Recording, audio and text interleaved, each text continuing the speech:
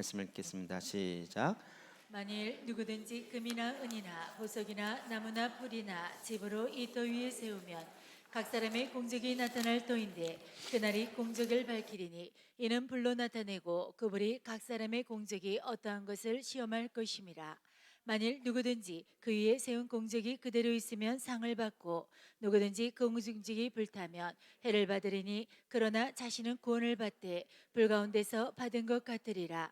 너희는 너희가 하나님의 성전인 것과 하나님의 성령이 너희 안에 계시는 것을 알지 못하느냐.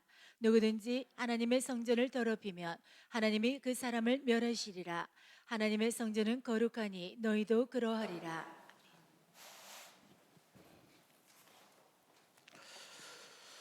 네, 괜찮나요? 우리는 지금 구원의 절기의 여정을 계속하고 있습니다. 그러면서 지금 부활의 절기 진행하고 있습니다. 이때 우리 어떻게 인사한다 그랬죠? 그리스도께서 부활하셨습니다. 네, 옆 사람과 같이 인사하실까요? 먼저 한 사람 정하시고 먼저 인사해 주시죠. 시작. 바꿔서 시작.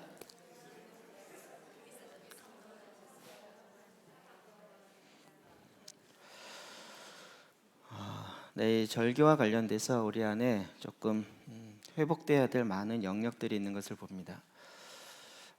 우리가 지금 구원의 절기라는 이야기를 계속하고 있는데 그 의미부터 다시 한번 좀 이렇게 짚고 가기 원합니다. 이것은 성경에 계속 이야기됐던 히브리역의 근거에서 시작된 것입니다. 하나님께서 원래 갖고 계셨던 그 절기와 그리고 예수 그리스도를 오심으로 말미암아 구원이 완성되어지고 시작되어지는 이 둘이 연결되어지는 것을 이야기하죠. 그래서 이 하나님께서 가지셨던 절기를 향한 하나님의 원래 의도, 원래 목적, 그것이 무엇인지를 보는 것입니다. PPT 보이세요? PPT를 띄워야 돼요. 뭐가 안 돼요?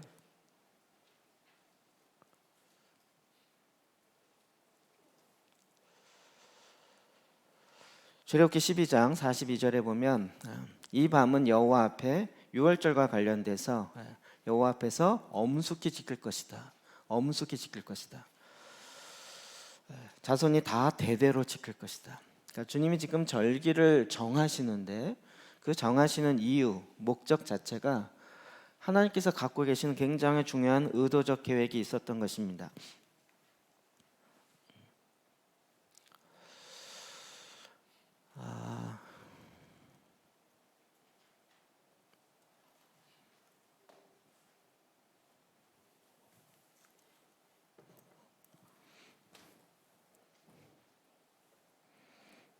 계속 PPT가 문제네 오늘. 그러면 이게 이만 박사한테 저도 배운 건데요. 사단의 공격이 전자기기를 통해서도 일어납니다. 실제로 그렇습니다. 저도 이제 외부 강의 가고 그럴 때 강의 전에 이런 게 안 맞으면 마음이 확 상해요. 그러면 강의 설교나 일을 할 마음이 이제 닫혀버리는 거죠. 여러분 그래서 방송실에 있거나 뭘 하거나 미리 다 점검하고 그런 일이 없도록 해야 되는 거죠. 아차 실수가 아니라 그것이 마음을 상하게 만들어요. 하나님의 임재가 사라지게 되는 거예요. 자, 구원의 절기 됐나요? 주님께서 이 구원의 절기를 정하신 이유는 이게 절기를 안 지키면 구원 못 받는다. 절기를 지켜야지만 어떤 구원에 이른다. 이런 차원의 이야기를 훨씬 뛰어넘는 것이에요. 하나님의 그 목적이 무엇일까라는 거죠. 하나님께서 이 절기를 두신 이유 가장 핵심은 뭐냐면 구원은 일어났지만 완성될 때까지 계속 진행돼야 된다는 거예요. 우리의 구원의 시작이 되었지만 그 시작되기만 하면 다 된 것이 아니라 완성될 때까지 이미 시작됐지만 아직 완성되지 않았기 때문에 완성되어질 때까지 계속 진행해야 되는 거죠. 우리의 속사람이 두렵고 떨림으로 구원에 이르러야 되는 거죠. 그래서 우리가 그동안 해왔던 이 절교와 관련돼서 계속 기억만 하고 있었던 것이 아닌 실제적인 이 구원의 역사 가운데서 연결돼야 되고 들어가야 되는. 그래서 그 절기마다 주시는 하나님께서 성령으로 말미암아 주시는 새로운 은혜, 새로운 자유케 되어지는 것을 경험하는 것입니다.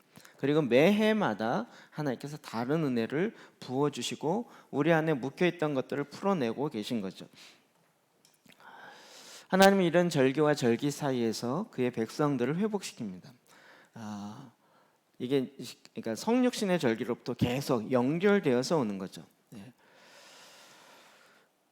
모든 절기 안에 그래서요 구원의 신비가 들어 있습니다. 예수 그리스도의 신비가 들어 있고 말씀의 신비가 들어 있습니다.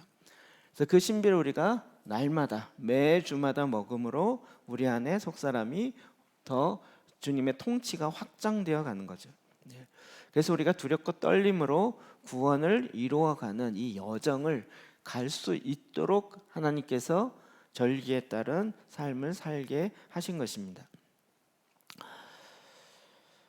초대교회로부터 시작해서 이 모든 것이 구원, 예수 그리스도에 초점되어 있는 거예요. 그래서 이 모든 것들 들어가게 되는 아주 핵심적인 것이 십자가인데 십자가만 가는 것이 아니라 그 전부터 성육신. 그래서 이제 이 교단과 교파와 상관없이 그리스도의 5가지 사역은 다 인정하고 있는 부분이에요.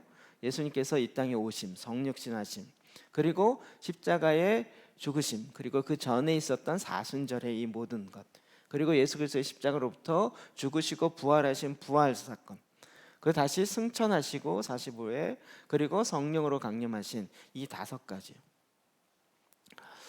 우린 근데 그 앞에 하나 더 붙었죠. 뭐가 붙었죠? 이 전체 그림을 볼 수 있는 하나님의 나라.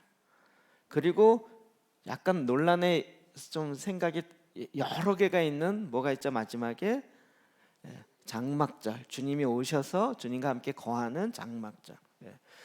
그러니까 일반적으로 이 첫 번째와 마지막 제는 조금 생각이 여러 가지 있을 수 있지만 그 가운데 있는 핵심, 이 5가지는 우리의 구원을 이루어가는 핵심이라는 거예요. 그리고 계속적으로 성장해 나가는 구원의 우물이 되는 거죠. 우리가 그것을 계속 그 우물에 물을 길어서 먹게 되는 것입니다. 이 구원의 사역이 정말 우리에게는 이제 우리가 이걸 좀 해보니까 조금 뭔지 알겠죠. 정말 하나님의 은혜가 무한하고 정말 우리 삶에 실제적인 도움이 된다는 것을 지금 계속 우리가 누리고 경험하고 있습니다. 그래서 각각의 우물에서 마시는 그 은혜의 샘물들이 매번 다른 거죠. 매번 달라요.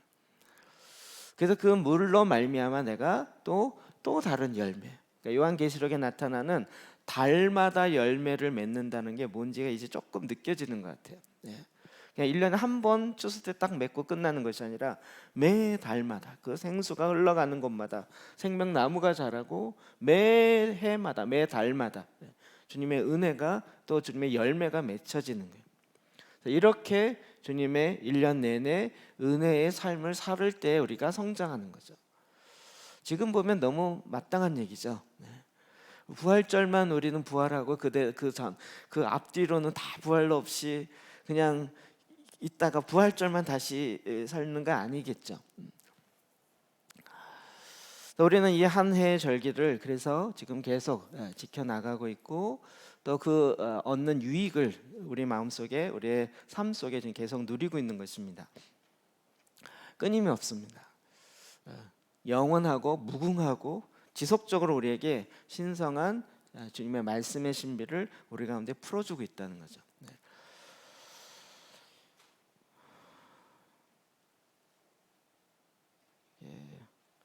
뭐가 고장 났는데 그냥 갑시다.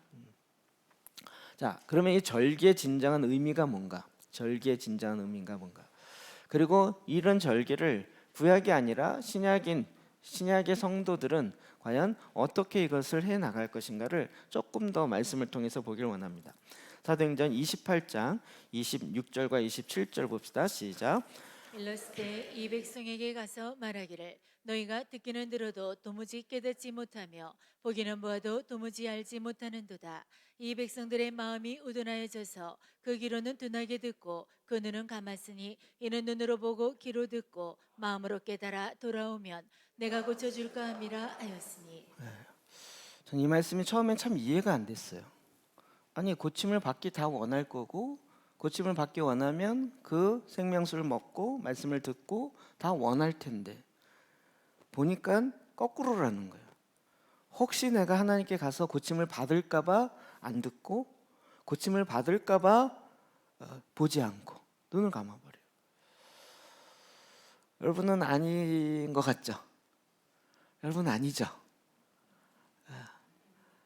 맞나요?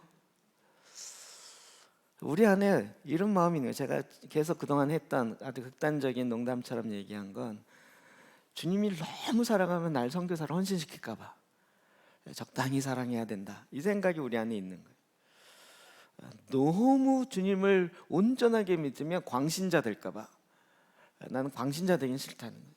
나는 균형 있는 성도를 되기 위해서 여기까지 라고 자기 스스로 선을 그어놨어요. 도대체 균형은 어디까지가 균형일까요? 어느 선까지가 균형일까요? 주님의 말씀을 온전히 깨닫고 들으면 주님께서 고치시는데 고침을 받을까 봐 나는 여기까지라고 하는. 하나님은 끊임없이 은혜의 생수를 계속 부어주시는데 너무 많으면 곤란해요. 이러시면 곤란해요. 여기까지라고 한다는, 이게 이스라엘 백성들의 마음의 상태였어요.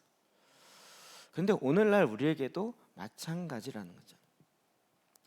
하나님 우리에게 부어주고자 하는 것이, 저희 구원의 절기를 진행해 보면서 너무 크구나. 진짜 우리가 헤아릴 수 없는 그 풍성함을 우리에게 계속 부어주시구나. 우린 그냥 그걸 마시고 누리고 그렇게 하면 되는데, 주로 듣는 얘기는 목사님 너무 빨리 가지 마세요. 너무 많은 걸 하려고 하지 마세요. 그냥 한 가지만으로 족하시면 되지 않을까요? 이런 얘기를 주로 많이 들어요. 저는 빨리 가려고 하는 게 아니라 그냥 흐름과 같이 가려고 하는 것뿐이에요. 상처 받아서 얘기하는 것 같은데 하나님은 계속 우리에게 그 시절에 맞는 계절을 먹어야, 계절의 음식, 그 열매를 먹는 것처럼 그 절기에 맞는 하나님의 영양식을 부으신다는 거죠. 근데 오늘 우리의 핵심 구절은 사실 예레미야가 1장 4절이 오늘 우리 말씀의 핵심 구절입니다. 한번 읽어볼까요? 시작. 시온의 도로들이 슬퍼하며 절기를 지키러 나아가는 사람이 없음이로다. 절기를 지키러 나가는 사람이 없다. 일단은 절기를 지키러 나간다라는 게 어떤 의미인가? 우리가 갖고 있는 기본적인 전제가 무엇이 있는가? 대부분 우린 절기 그러면 우리나라에 있는 절기 많이 생각하죠. 뭐 있죠? 설날 있고, 그 다음에 뭐 추석 있고, 또 뭐 있죠? 절기로. 절기 오는 거 여러분 기쁘세요?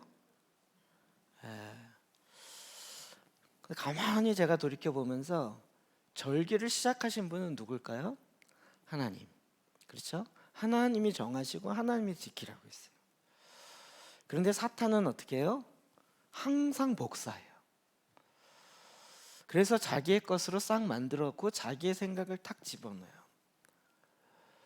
그래서 하나님이 그 절기에 하나님의 하늘의 풍성한 걸 넣기 원하는데, 사탄은 그 모양만, 그릇만 싹 복사해 와가지고는 어떻게 할까요?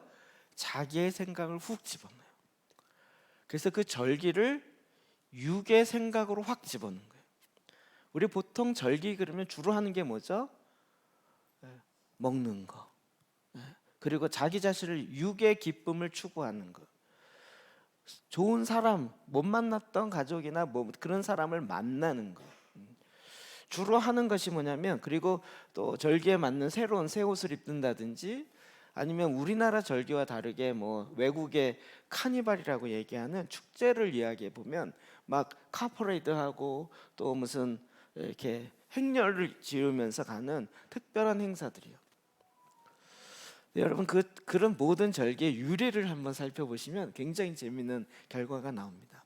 요즘 그게 하도 많아져서 그런 게 없어지만, 제가 대학 1학년 때 학교 들어가서 영어로 된 수업을 하나 듣는데 원문을 그냥 독해하면서 교수님이 풀어주는 거였어요. 되게 어렵지 안 하다가 하니까 그게 생각이 나요. 네. 우리가 아는 뭐 삼바 무슨 카니발 또 뭐 브라질의 리오 카니발이죠. 네. 그런 것부터 시작해서 모든 카니발은 언제 할까요? 그 카니발을 하게 된 그 시점이 대부분 언제인지 아세요? 네, 사순절 전이에요. 사순절. 네, 그게 제가 지금 찾다 못 찾았는데 백과사전에 하나 딱 나오더라고요. 대부분의 절기는 사순절 전에 하는데 어떤 절기는 8월 달에 한다. 뭐 이렇게 문장 하나 찾았어요.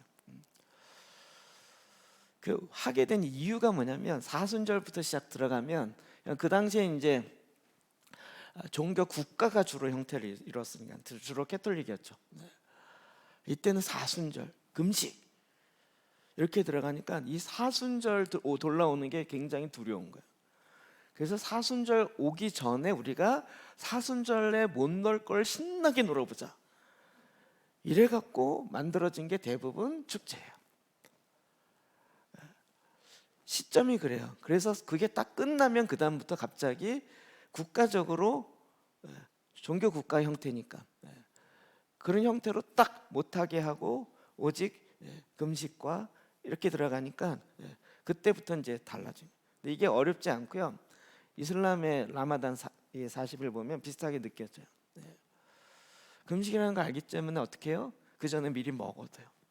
또 해 뜰 때만 금식하니까 밤에 신나게 먹다가 낮에는 또 안 먹어요. 대부분 다 축제가 절기가 어디로 연결돼 버렸어요? 육체에 기뻐하는 것, 육체를 즐겁게 하는 것. 그러니까 우리나라도 절기 그러면 풍성한 음식이 있어야 되고, 그래도 절기 때는 고깃국을 먹어야 돼요. 옛날에는 절기 때는 뭐 때때 옷을 입어야 되고 다 기뻐하는 거라는 걸 아는데 그 기뻐하는 것의 목적이 하나님을 기뻐하는 것이 아니라 뭘 기뻐해요? 자기 자신이 기뻐하는 쪽으로 싹 바꿔버렸어요. 마치 내가 고침을 받을까봐 그런 것처럼 그 절기에 하나님께서 주신 놀라운 하나님의 은혜가 있고 그 은혜를 주시길 원해서 너는 그 유월절을 기억하라. 그리고 그 유월절에 내가 어떻게 해야 하는지를 알고 다시 너희 삶 가운데 어떻게 구원의 역사를 일으키는지를 그 은혜를 다시 받아야 된다 라고 했는데 내용은 싹 빼버리고 딱 잡았는데 계속 우리를 즐겁게 하고 우리를 기쁘게 하는 이런 식으로 절기도 왜곡되어지고 절기도 어떤 면에서 타락되어지는 형태로 계속 내려오고 있는 거죠. 그래서 초대교회에서는 이런 일들을 육체의 절기, 육체의 축제 주로 이렇게 이야기했어요. 그렇잖아요. 축제하면 주로 먹고 마시고 자기 육체의 기쁨을 위해서 그냥 뭐 물란하게 퍼져가기도 하고 이런 것들이죠. 이제 이게 거꾸로 가서 이런 소위 말하는 비기독교적인 교회 밖에 있는 문화들이 이젠 거꾸로 교회 안으로 들어오기 시작합니다. 교회에서 절기를 지킨다 그러면 우리도 뭔가 먹고 마시고 우리가 나를 인간의 육체를 기뻐하는 쪽으로 가야 된다라는 그 가치가 들어오면서 들어오는 거예요. 그러니까 이 사순절에 금식을 합시다. 부활절에도 50일 동안 주의 말씀을 더 묵상합시다. 이게 거꾸로 가니까 왠지 절기 같지가 않은 거예요. 절기인데 왜 금식을 해? 우리의 본질하고 안 맞잖아요. 절기의 목적은 뭐라고요? 더 큰 하나님의 은혜 자리에 들어가는 거예요. 더 놀라운 하나님의 자리에 들어가는 거예요. 그럼 제가 매번 절기 때마다 그 얘기를 했어요. 가정의 클렌징하는 기간이다. 저는 그걸 제가 이제 이렇게 목회를 하다 보니까 느껴져요. 추석이나 설날 갔다 온 그 다음 주에 예배는 너무 힘들어요. 일단 성도들이 힘들어요. 일단 지쳐 있었고요. 하나님을 예배하고 이런 것보다 굉장히 마음에 이렇게 힘들어해서 그거 추스리기가 힘들어요. 그 전주 예배는 너무 뜨거웠는데 절기를 갔다 오면 그 다음에는 아주 막 마음이 다들 힘들어 있어요. 절기 갔다 왔는데 막 은혜 충만해 갖고 막 이런 사람 별로 없어요. 그냥 쉬고 싶어요. 이런 일이 계속 반복된 거죠. 먹고 마시고 즐기고 막 했는데 처음엔 좋은 것 같았어요. 왜? 육체에 쾌락이 오니까. 근데 그게 계속 반복되니까 도대체 이게 의미가 뭐냐. 게다가 이제는 너무나도 잘 먹고 잘 살고 잘 입잖아요. 그런 절기가 아니어도 잘 먹고.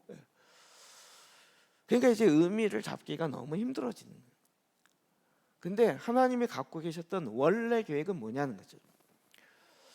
오늘 구원의 절기가 그냥 이게 한 패턴이다 이걸 떠나서 구약부터 주님이 하나님께서 정하시고 하나님께서 그 일을 이끌어 내려오시는 하나님의 원 의도가 구원으로 말미암아 예수 그리스도로 말미암아 절기도 회복돼야 되는 거예요.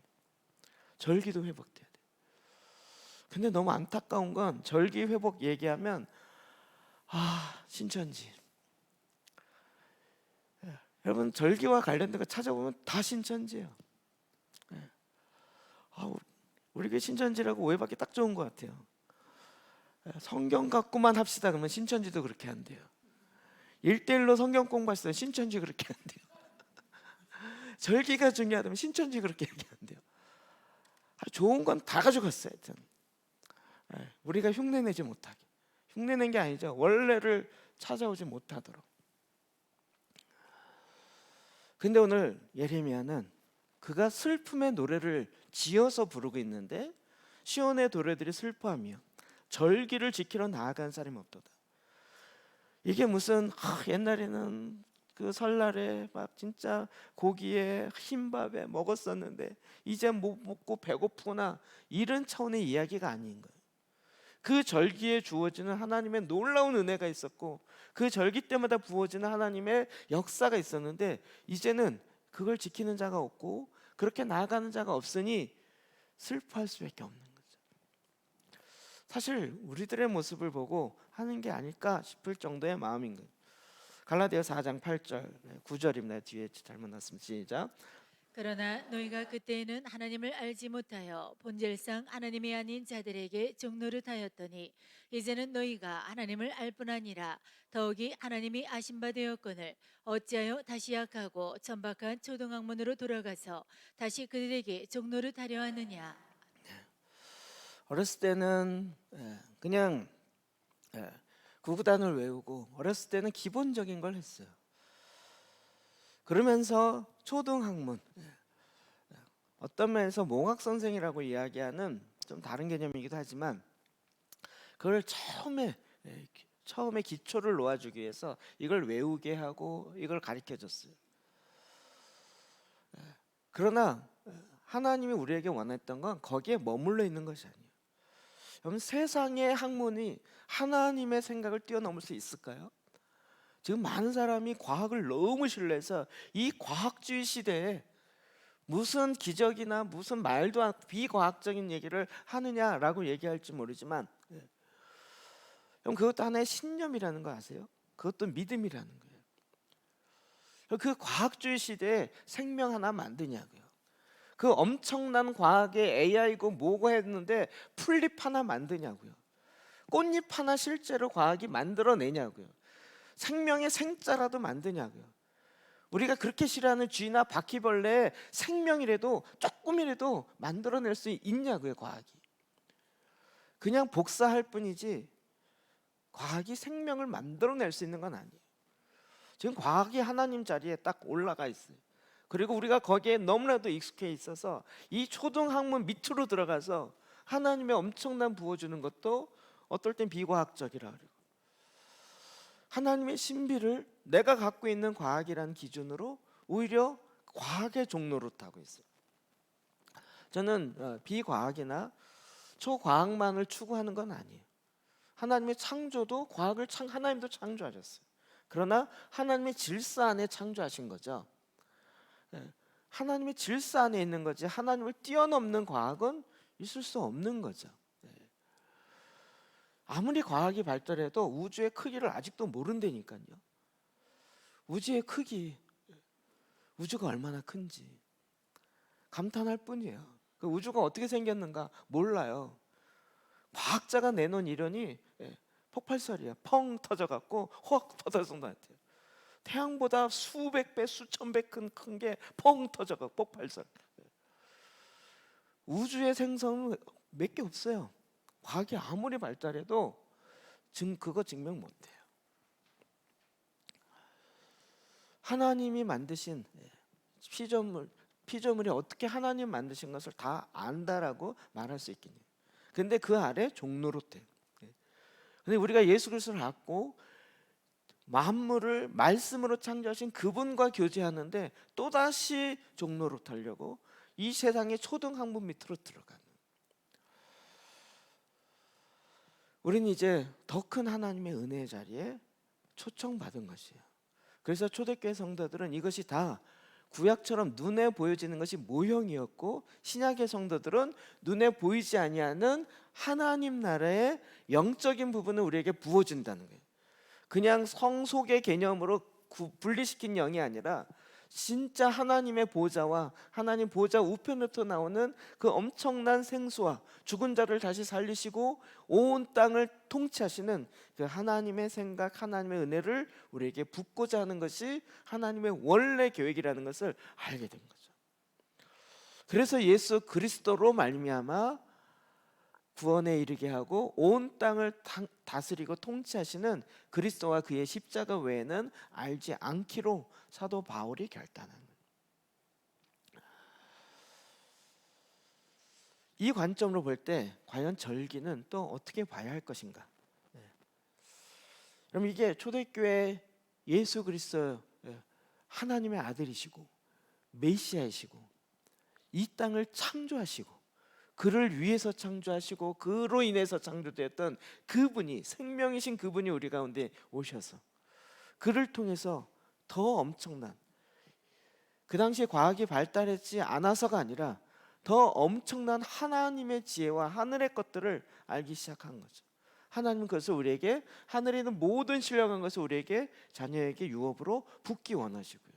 그것을 받기 시작했고, 그것을 받다 보니까 와, 하나님이 절기를 정하신 이유가 너 훨씬 더 크다라는 걸 알고, 그래서 이 구원의 절기의 이 흐름을 살기 시작한 거죠. 오늘 우리가 읽었던, 그런데 예레미야가 시온의 도로들이 슬퍼하며 절기를 지키러 나아가는 사람이 없습니다. 절기를 지켰냐 안 지켰냐 이 얘기가 아니고요, 하나님의 그 큰 은혜를 받아내는 사람이 없다는 거예요. 이 부활의 은혜를 내 삶 속에서 실제로 받는, 예수님이 부활하셨다는 것을 기념하고 그것을 기억하고 그걸 기억만 해도 내가 구원 얻는다. 이 정도 아주 진짜 정말 조금. 그런데 우리의 삶 속에서 내가 사는 것이 내가 아니요 내 안에 그리스도가 사시는 것이다. 이 놀라운 갈라디아서 2장 20절의 말씀이 내 안에 실제가 되어지는 그 삶을 우리가 몰랐던 거예요. 근데 예수 그리스도로 말미암아 그 놀라운 은혜를 누리게 됐는데, 여러분 이게 예레미야 선지자는 절기가 지켜지는 것이 없는 그 당시의 상황을 보면서 애가를 부를 수밖에 없었다는 거예요. 자, 오늘 아까 읽었던 거 보면 시온의 도로들, 시온이 뭔가요? 시온 하나씩 좀 살펴볼 필요가 있어요. 시온 130시편 132편 13절 14절입니다. 같이 봅시다. 시작. 여호와께서 시온을 택하시고 자기 거처를 삼고자 하여 이르시기를 이는 내가 영원히 쉴 곳이라 내가 여기 거주할 것은 이를 원하였음이로다. 시온을 택하시고 거기 거처를 삼으셨어요. 그러니까 지금 하나님은 어디에 거하기를 원하셨어요? 시온. 하나님이 거하는 거처를 삼으셨어요. 물론 어디에나 계셔요. 어디에나 계신 걸 뭐라 그랬죠? 편재. 근데 하나님이 특별히 내가 여기 있겠다라고 하는 거예요. 그것을 임재라고 이야기했어요. 하나님이 특별하게. 하나님이 특별히 하나님이 거하시는 그 장소를 아예 상징적으로 정하셨는데 그것이 시온이라는 거예요. 거기에 자기의 거처를 삼고자 하여 이르기를 내가 영원히 쉴 곳이라, 내가 여기 거주할 것은 이를 내가 하나님이 원하셨다는 거예요.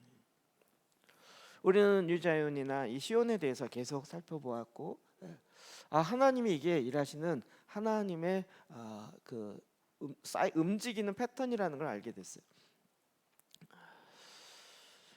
여러분 그 시온이 어떻게 됐습니까? 주님이 거하시는 거처가 됐어요. 근데 신약으로 오면 주님이 지금 어디 거하세요?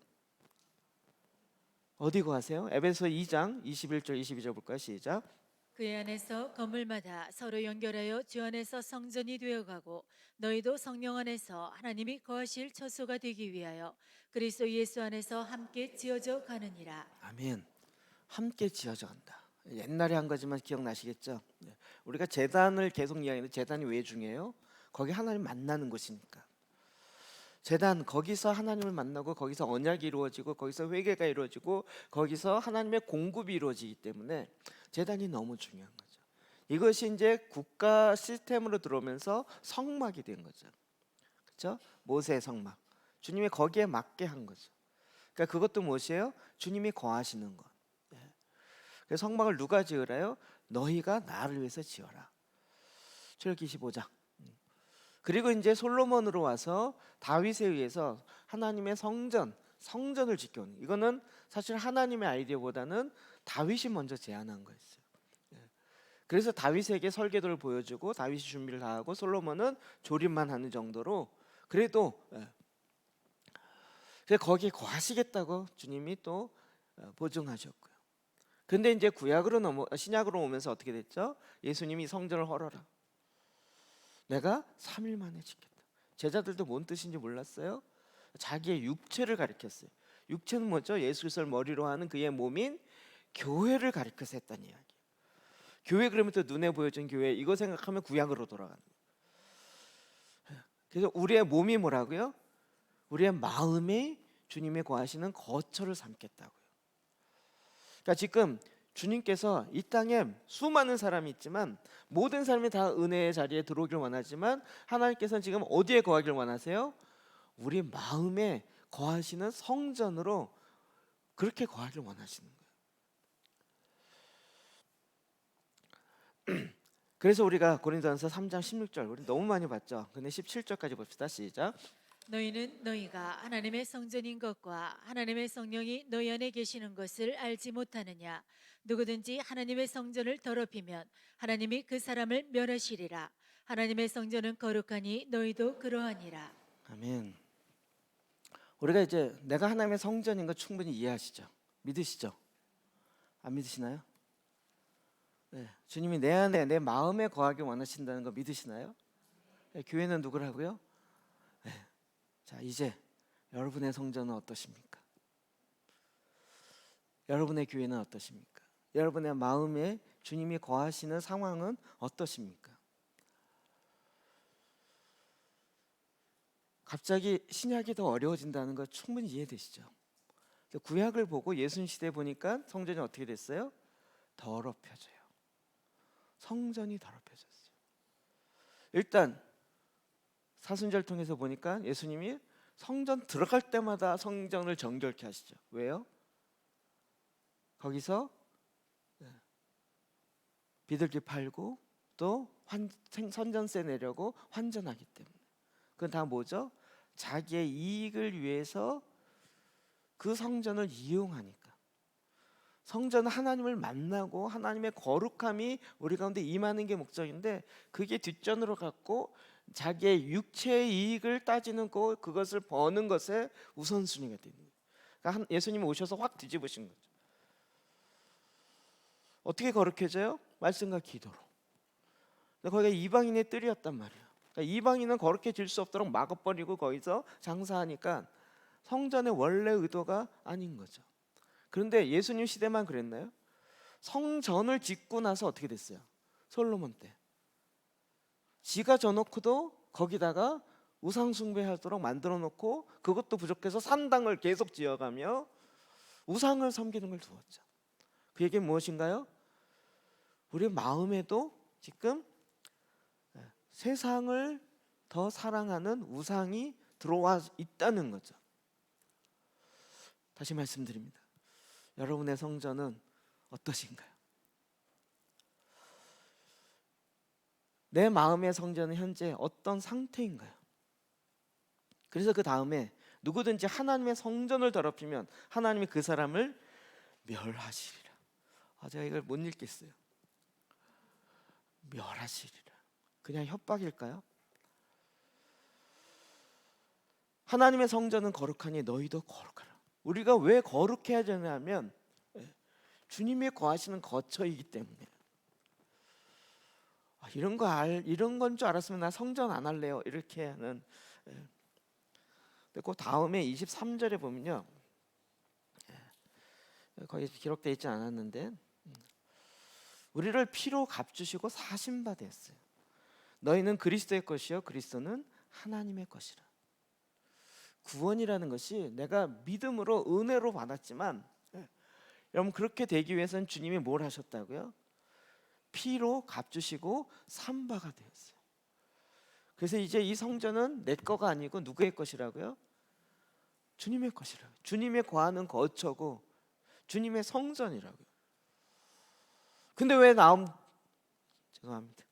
제가 오늘 많이 절제하고 있는데, 근데 왜 자기 마음대로 성전을 자기 것이라고 하냐고요. 주님이 피값 주고 사셨는데 이건 내 거예요. 내 마음대로 할 거예요. 내가 뭘 갖다 놓던 무슨 상관이에요. 이 얘기는 결국 주님이 우리 안에 하시고자 하는 그 계획과는 정반대로 가고 있다는 거예요. 우리가 은혜로 구원받고 공짜로 받았다 그래서 그냥 뭔가 이렇게 진짜 액세서리 하나 더한 것처럼 나는 구원의 십자가 액세서리 하나 달았어요, 이렇게 생각하는. 우리 마음이 성전이라면 그 성전이 어떤 상태냐는 거예요. 이번에 고난주간 지나면서 예루살렘아 예루살렘아 암탉이 자기의 새끼를 품은 것이 내가 너희를 품으려고 한 적이 몇 번이더냐 우시는 모습이, 그 성전이 세 가지 의미로 딱 되면서 예루살렘 뭐였죠? 내 마음의 성전이라는 게 딱 되면서 주님이 내 마음의 성전을 보시면서 울고 계신 거예요. 저는 우리가 성전입니다, 우리가 교회입니다, 이거 하나 알고 이것만으로도 엄청난 막 깨달음이고 막 했는데 주님이 그걸 보고 울고 계시는 거를 처음 제가 마음에 느꼈어요. 제 마음의 성전을 보면서 주님이 지금 울고 계셔요. 내가 너를 품고자 했는데 주님 알았어요. 그런데 이 우상도 갖다 놓을게요, 저 우상도 갖다 놓을게요. 그리고 그 마음에 진짜 세상에 탐심으로 말미암은 우상이 거득한 거예요. 그렇게 우상이 가득한데 또 하나님을 찬양한다 그리고 하나님께 그 산제물을 드리고 비둘기 드리고 황소를 드림이 과연 무슨 의미가 있을까라는 거죠. 주님께서 그래서 뭐라고 하십니까? 이 성전을 헐어라. 46년 동안 지은데 아직도 못 지은 이 성전을 아깝지 않습니까? 아까운 게 아니라 우상 숭배하고 있는 그 성전을 헐어라. 아니 그 성전을 얼마나 아름답게 하고 얼마나 세게 해야 만족이 있겠냐고요. 자기 만족이.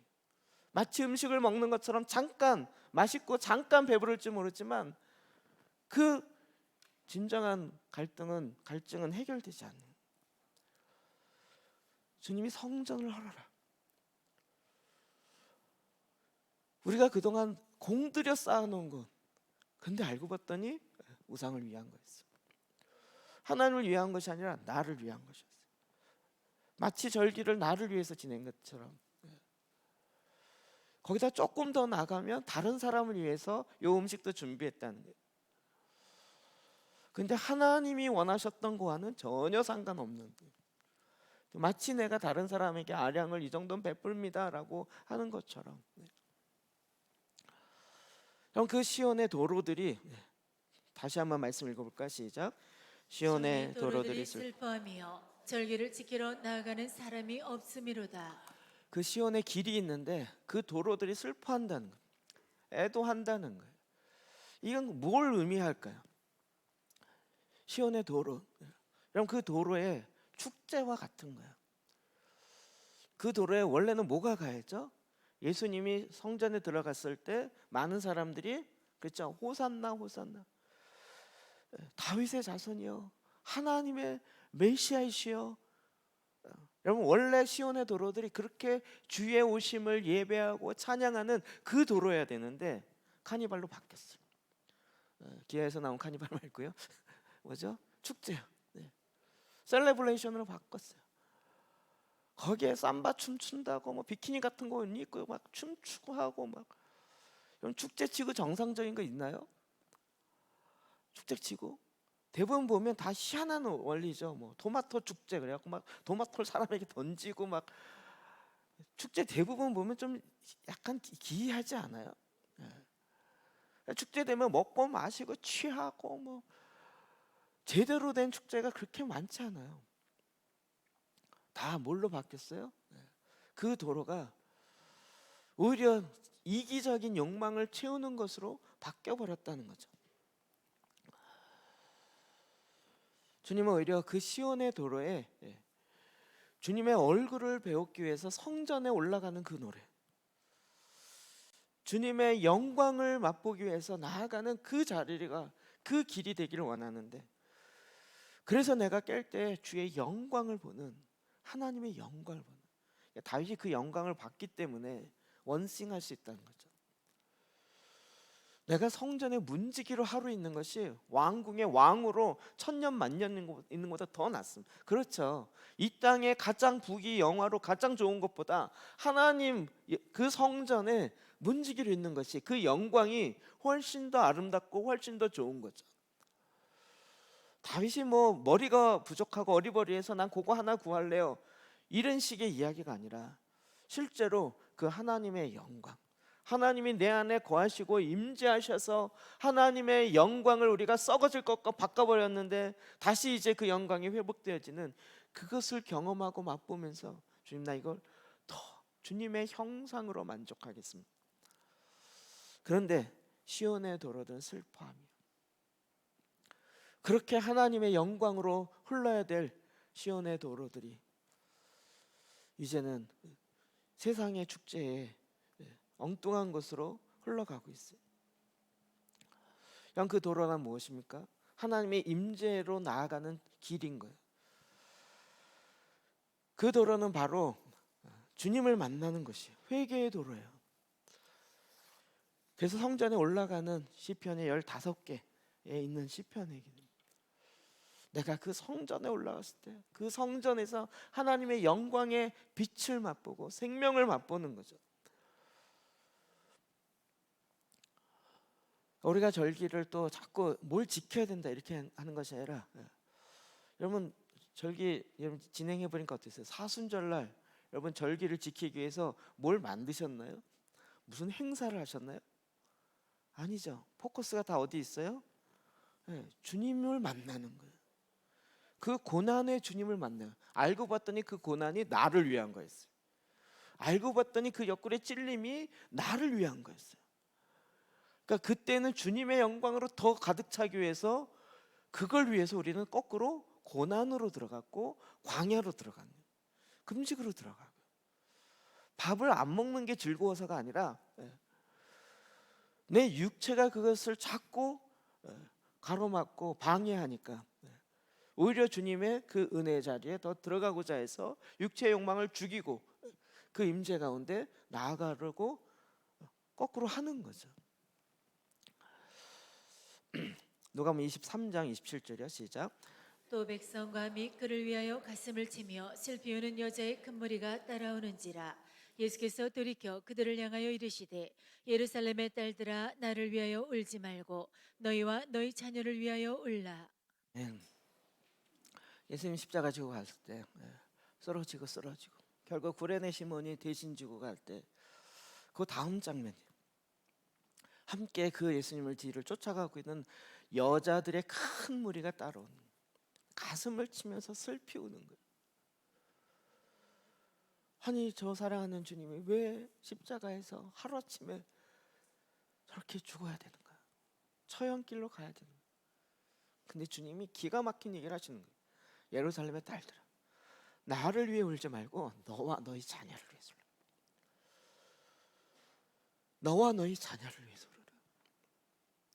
예수님이 얼마나 아프실까? 아니 예수님 어떻게 어쩌다가 저렇게 돌아가셨을까? 이런 차원으로 우는 게 아니고 의미 자체를 모르는 거잖아요. 너와 너희 자녀를 위해서 울어라는. 사실은 울어야 할 때요. 지금 우리가 울어야 할 때. 이 전염병과 그 팬데믹 상태로 지금 전 세계가 이를 건요. 하나 앞에 나와서 우리가 울어야 할 상황이에요. 그런데 울지 않아요. 하나님이 회개의 길을 만들어 놓으시고 시온으로 올라가서 그 도로를 회복하기 원하시는데 그 도로들이 이젠 슬퍼요. 에베소 4장 30절부터 32절 볼까요? 시작. 하나님의 성령을 근심하게 하지 말라. 그 안에서 너희가 구원의 날까지 인치심을 받았느니라. 너희는 모든 악독과 노함과 분냉과 떠드는 것과 비방하는 것을 모든 악의와 함께 버리고 서로 친절하게 하며 불쌍히 여기며 서로 용서하기를 하나님이 그리스도 안에서 너희를 용서하심과 같이 하라. 아멘. 예. 성령을 근심하게 하지 말라. 이 본문 자체에 좀 생소하신 분이 있을 수 있겠죠. 성령님도 근심하나? 성령님은 무슨 파워가 아닙니다. 다이나미트가 아닙니다.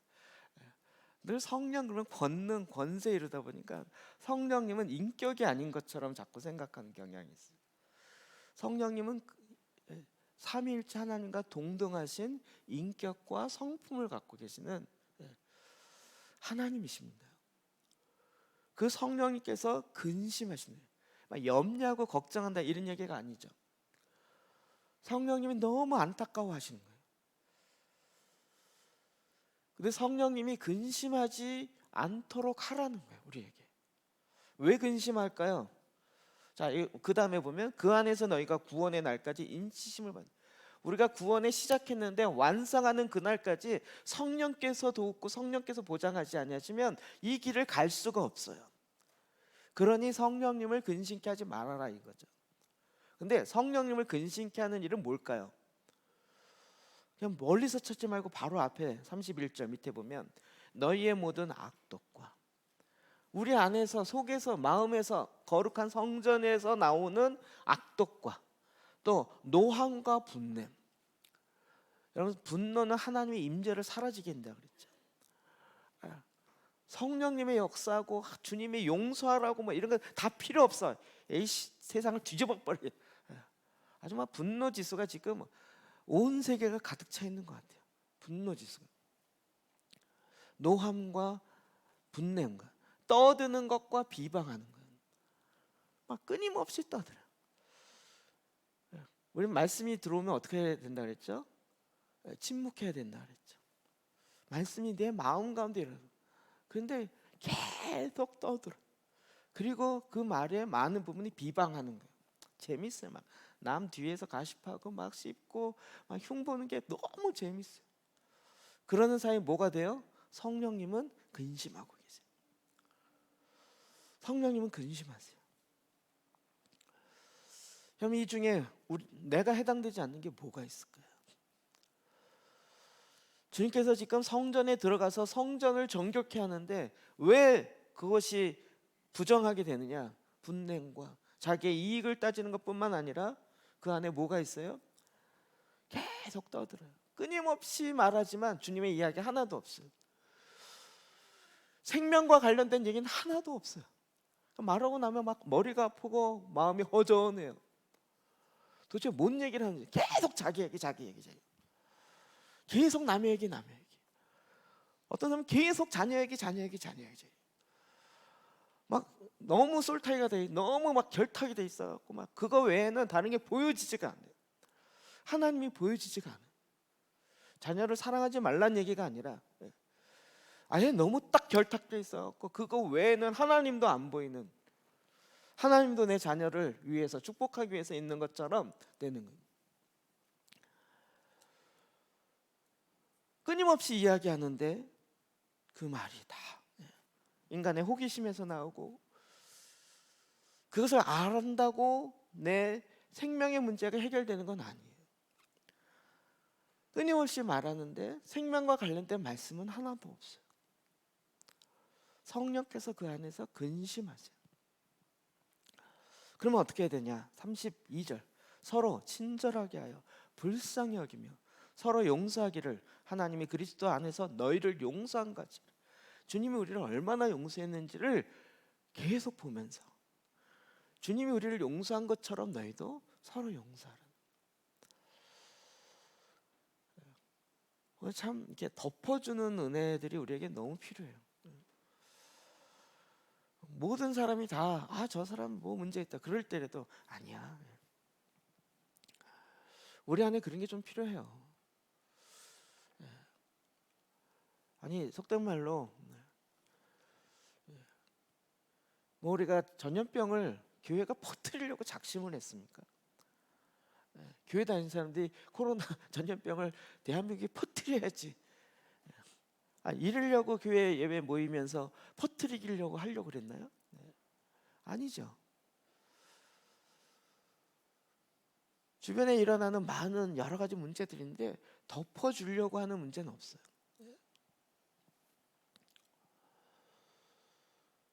모르겠어요. 저는 지금 아직까지 건강해서 감사한데 제가 화요일 날 교통사고 났어요. 차가 뒤집어졌어요. 전복이 됐어요. 그래서 지난 어제 그제 폐차시켰어요. 저 지금 와서 자기 돌이켜보면 신기한 게 너무 많아요. 이건 과학으로 증명이 안 돼요. 하이패스 그 안에 들어가다가 뭐 툭 걸려갖고 차가 뜨면서 공중에서 180도 돌아가지고 있고 했는데 양 옆에 가이드레일이 있는데 거기를 하나도 안 걸리고 고로 앞으로 쭉 걸어갔어요. 하이패스 앞까지 통과 못했어요. 그 앞에 멈췄어요. 볼링공 하듯이 또랑을 안 빠지고 쫙 스트라이크 치듯이 앞으로 갔어요. 사람들이 올 줄 알았는데 안 와갖고 제가 안전벨트고 제가 뒷문 후흥 열고 걸어 나왔어요. 지금도 생각해도 신기해요. 오늘 제가 여기 설교한다는 것 자체가 신기해요. 사람들이 다 괜찮냐고 괜찮아요. 병원 꼭 가봐요. 무슨 말인지 제가 충분히 이해하고 저도 병원 가서 좀 누워 있을까 이 생각이 듭니다. 좀 쉴까 이 생각도 들어요. 근데 아픈 데가 있어야 가죠. 좀 여기 절리거나 좀 그런데 그 다음에 아침에 딱 새벽에 딱 일어나는데 폭 일어나지는 거예요. 좀 누울까? 한쪽에서 드는데 일어나지는 걸 어떻게 해요? 저라고 뭐 안 눕고 싶겠냐고요. 그러니까 매일 아침마다 일어나면서 점검해요.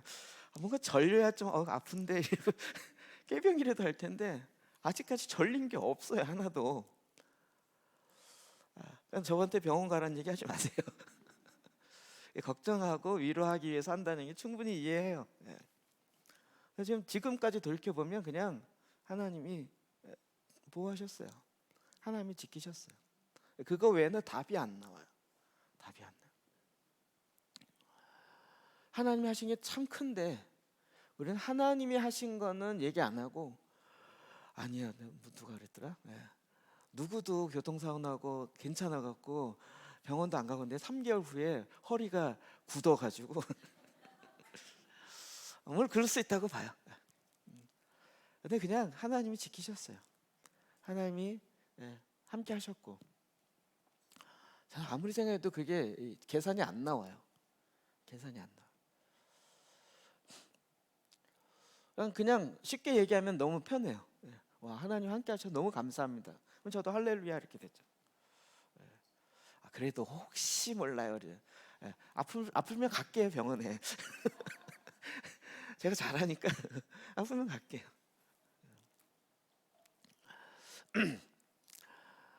하나님이 행하신 일이 많아요. 근데 늘 제가 말씀드리지만 우리는 걱정과 염려에 의해서 이야기하는 말이 참 많은데 하나님이 하시는 것보다 그 얘기를 더 많이 하게 되는 경향이 많은 거죠. 어찌 보면 그 말이 100%일 때가 많아요. 물론 걱정과 근심과 또 사랑의 마음 때문에 한다는 거 충분히 이해해요. 우리 부모들이 우리한테 그랬잖아요. 나 공부해 마. 너를 위해 하는 얘기야. 너 나중에 빌어먹을래? 공부해.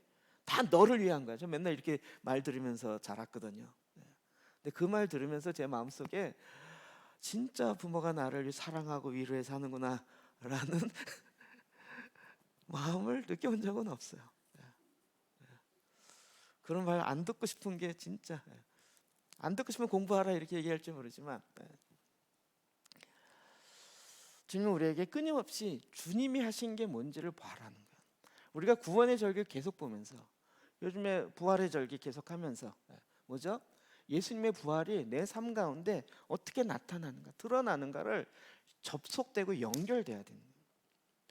끊임없이 1년 내의 삶 속에서 그 부활의 셈, 그래서 1년 동안 성육신, 말씀이 육신이 되어 있는 그 말씀이 이제 사순절을 통해서 그것이 육신이 되어서 태어나지 못하게 만드는 어둠의 세력들을 발견하고 그 원인들을 사순절날 발견하면서 부활절날 예수 그리스도의 생명으로 말미암아 내가 생각지도 못했던 주님의 생명이 나를 통해 나타나기 시작해. 그래서 그 생명으로 말미암아 나는 하나님 보좌 우편에 주님과 함께 가요. 승천 가고.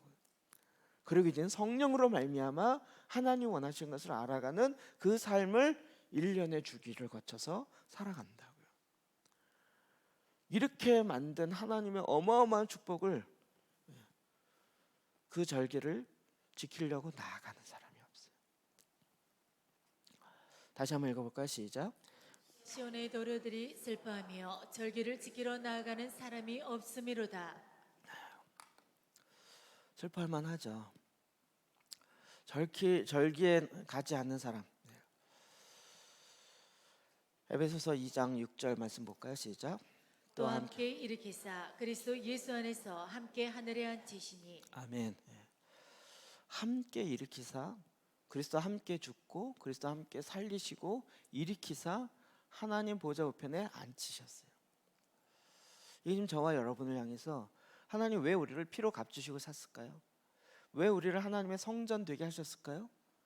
거긴 하나님의, 우리가 생각도 못했던 하나님의 엄청난 계획이 있었던 거죠.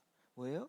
우리를 아예 하나님 보좌 우편에, 하늘과 땅을 가운데서 소통케 하는 자들을 삼기 원한 거예요. 그러니까 이 땅을 알아야 될 필요도 있지만 먼저 뭘 알아야 돼요? 하늘을 알아야 되는 거죠.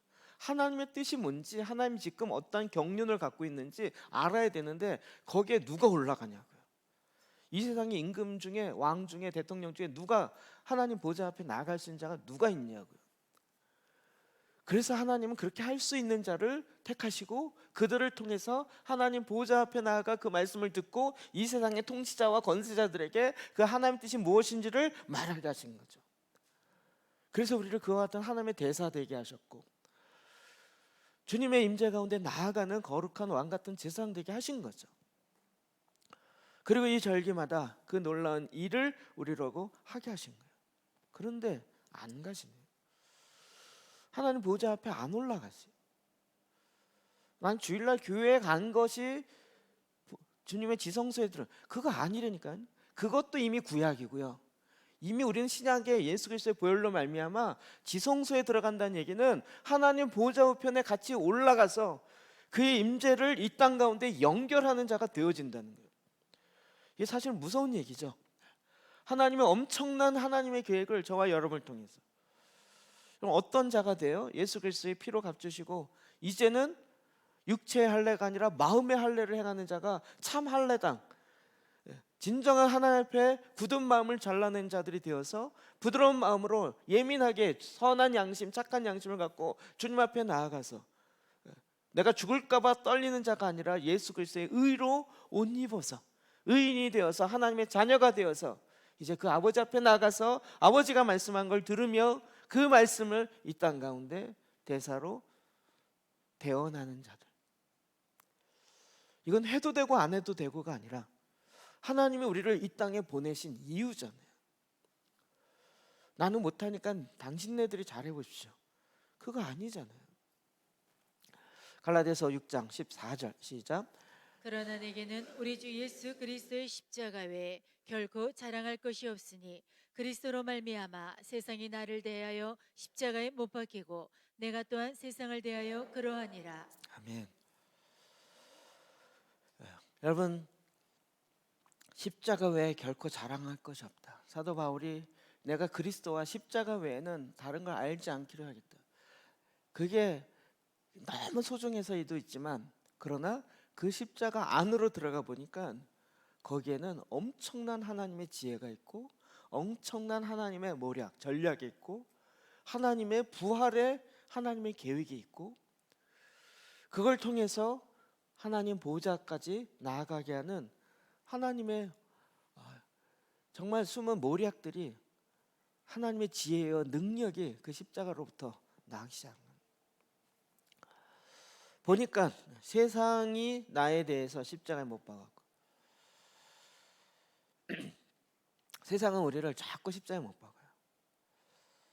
근데 우리는요 못 박히는 걸 좋아해요. 전에는 못 박힐까 봐 막 적당히 헌신하고 적당히 사랑하고 했는데 알고 봤더니 안 죽어서 문제인 거예요. 주님, 완전히 내가 그리스도와 함께 죽었습니다. 아니 죽어야 살죠. 안 죽었는데 어떻게 살겠냐고요. 안 죽고 살려다 주세요. 그러니까 그건 옛사람을 다시 살려주세요 이거잖아요. 이제는 이 말 이해되시죠? 옛사람, 옛성품이 다시 살길 원하세요? 아직 이거 확신 없으신데 나의 옛사람, 하나님을 버리고 떠난 그 옛성품, 옛사람이 다시 살길 원하세요? 그거 죽는 걸 원치 않으세요? 그걸 그리스도와 함께 십자가에 못 박혀 죽잖아요. 내 옛사람이 죽는 거라고요. 옛사람, 성경이 정확하게 나오잖아요. 그럼 이것이 세번역 성경이 이렇게 돼 있어요. 내 쪽을 보면 세상이 죽었고 세상 쪽을 보면 내가 죽었습니다. 세상과 관련된 나는 죽어 있어요. 세상에서. 아니 너는 어떻게 다른 사람은 다 돈을 위해서 사는데 너는 왜 돈에 의해서 안 살고 희한하게 돈에 대해서 죽은 것 같아. 돈에 대한 감각이 그렇게 없냐. 너는 왜 이윤을 남기는 것에 쓰지 않고 오히려 돈을 허망한 것에 낭비하냐. 이런 얘기를 하는 거예요. 예수 그리스도의 죽음을 그 마음에 새기면서 순전한 나다 한 명을 다 부어버려요. 미친 짓이죠. 제자들이 한 것처럼. 이걸 가난한 사람에게 나누면 얼마나 좋겠냐는 거예요.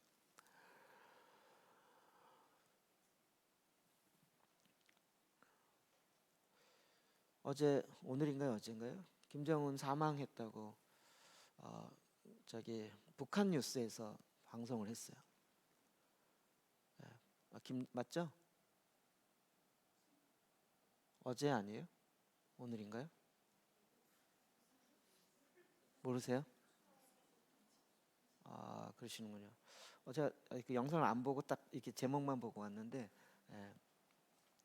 하여튼 지금 전 세계에는 다 사망설로 얘기가 확 돌고 있어요.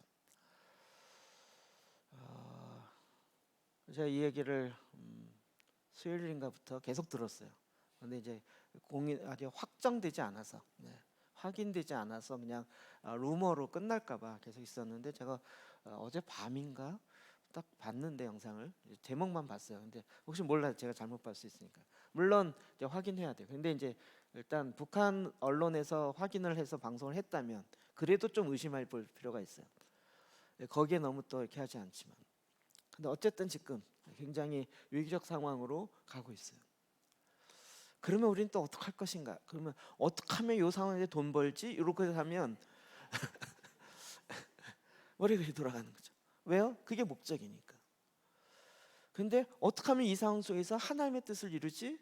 이렇게 가면 우리 안에 우리가 거룩한 제사장으로 하나님 원하시는 그 뜻을 이루고자 하는 하나님의 계획이 있는 거죠. 근데 제 머릿속에서 나오는 건 어떻게 하면 돈 벌지 쪽에 밖에 안 나와요. 북한에 놔둔 땅 문서 다시 찾아내고 북한에 교회를 짓는다고 하지만 제가 이번 주에 다시 한번 우리 지난번 그 목사님 만나 뵙고 그분의 이야기를 좀 들어보고 싶어요. 북한 사람이 얘기하는 건 좀 다르고요. 그래서 그분들이 내놓는 대안이 정말 북한을 사랑해서 내놓는 대안이기 때문에 그런데 그거잖아요. 끄집어 내오는 것도 중요하지만 그 안에 들어가는 사람들이 있다.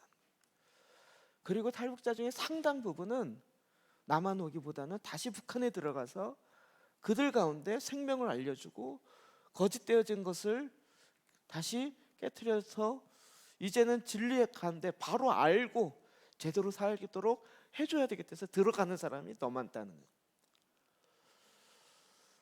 저 사랑하는 마음이 있는 거죠. 자기 조국이고 우리도 뭐 조국이라고 같은 혈통이라고 얘기하지만 마음 한 구성 또 아닌 것 같잖아요. 그러니까 사랑으로부터 시작하는 거예요. 그러니까 세상으로부터 죽었다. 우리는 거꾸로인 거예요. 거꾸로. 세상에 뭔가 잘 살고 세상의 뭔가를 위해서가 아니라 세상의 원리와 세상의 우상숭배했던 그 모든 것은 거기에 대해서 우리가 죽은 거예요. 손해 본다 그래도 상관없어요.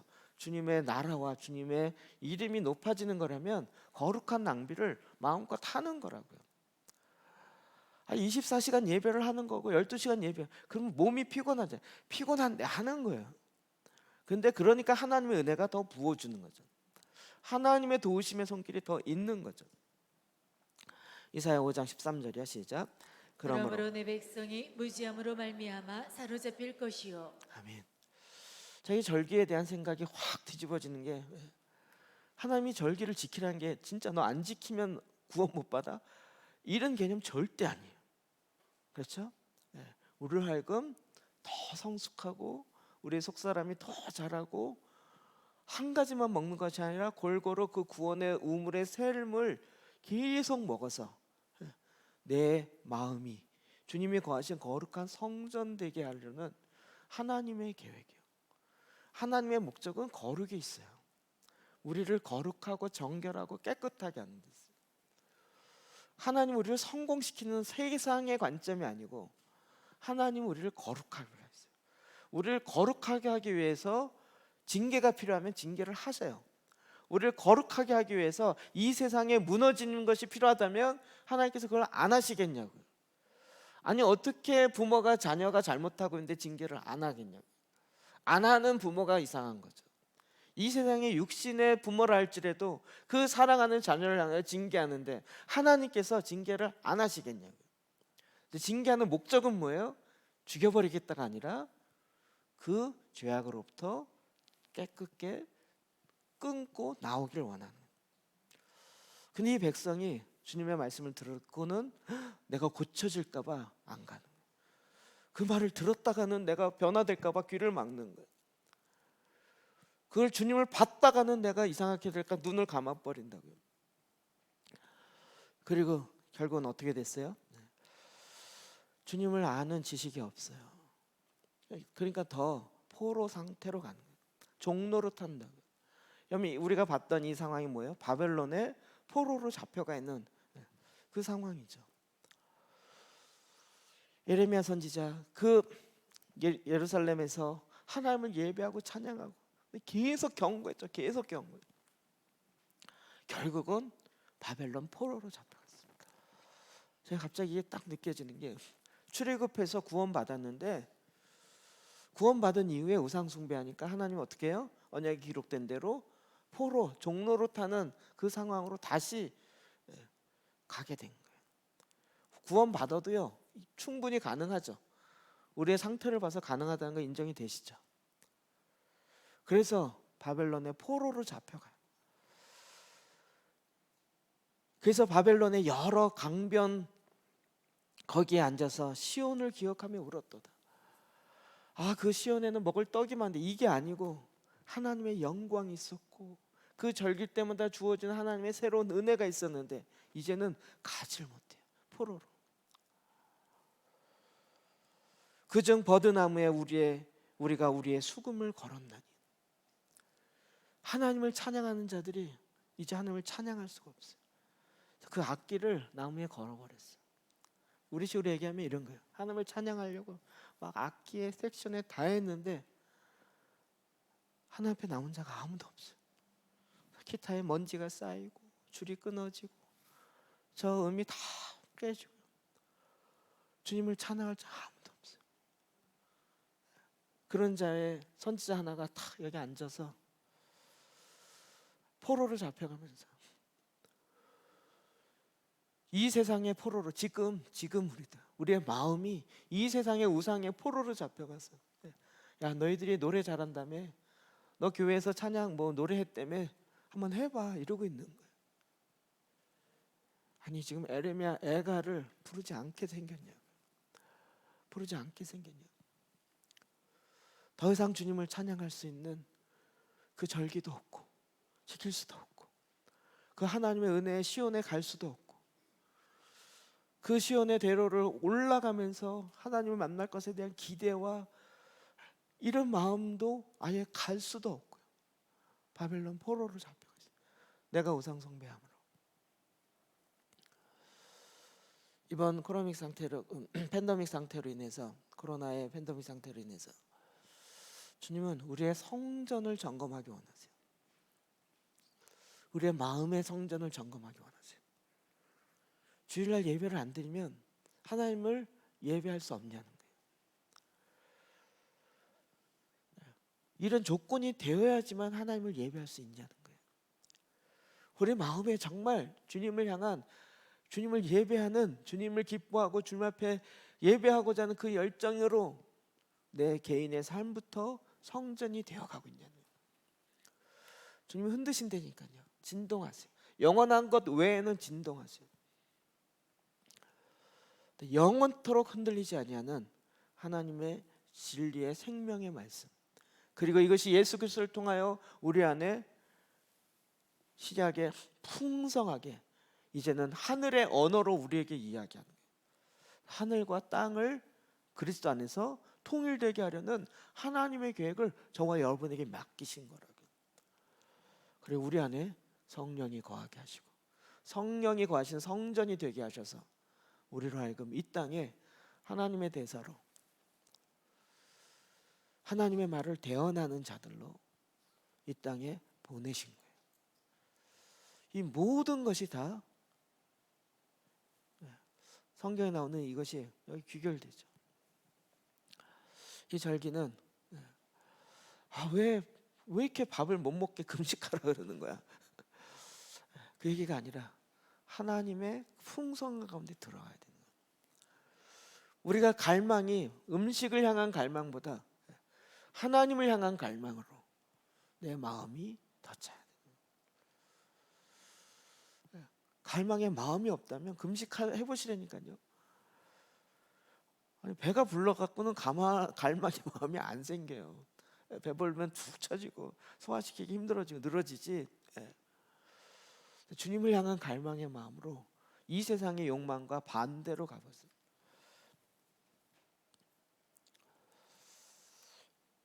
에레미야 선지자는 계속 슬픔의 노래를 불어요. 짧은 문장 하나지만 정말 오늘 우리가 부르는 애가가 돼야 되지 않을까 싶은 거예요. 제 절기를 조금이라도 이해하면서 와, 하나님 이렇게 풍성하셨어. 막 하나님의 나라의 절기, 성육신의 절기, 사순절 절기, 지금 부활의 절기, 승천의 절기, 승천의 열흘 동안이요. 그리고 이제 성령의 강림부터 시작했어요. 너무너무 풍성하구나. 이게 처음 느껴져요. 이렇게 1년 지나야 한 살 먹는다는 얘기가 이제는 알 것 같아요. 그렇게 풍성한 걸 주었는데 절기를 지키려 나아가는 자가 없어요. 그리고 절기는 다 이방인의 절기처럼 왜곡되어 버렸어요.